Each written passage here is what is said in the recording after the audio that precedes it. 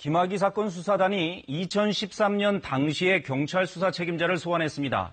당시 청와대가 경찰 수사에 외압을 행사했는지 확인하기 위해서입니다. 다음 주엔 이른바 별장 성폭력 피해 여성도 부를 계획입니다. 뇌물, 성폭력, 수사 외압, 이렇게 세 갈래 방향 수사가 동시에 속도를 내고 있는 모양새입니다.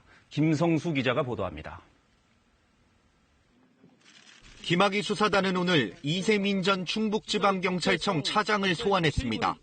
이 전 차장은 2013년 3월 김학의 사건 경찰 수사 당시 수사를 총괄했던 경찰청 수사기획관을 지냈습니다.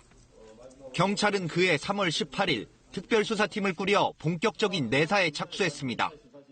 하지만 이 전 차장은 한 달여 뒤 경찰대 학생지도부장으로 좌천성 인사가 납니다.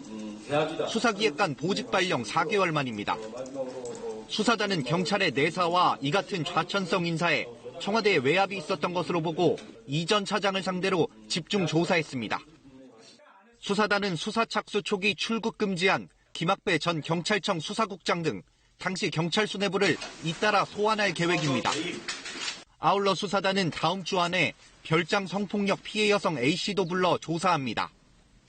A씨에게 동영상이 촬영된 당시 상황과 동석자 등 사실관계를 집중 확인할 것으로 보입니다.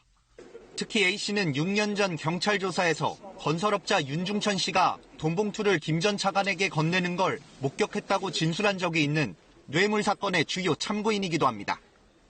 이처럼 최근 윤중천 씨의 주변 인물들에 이어 의혹의 핵심 참고인들에 대한 조사도 이뤄지고 있어 이번 수사가 본궤도에 올랐다는 분석이 나옵니다.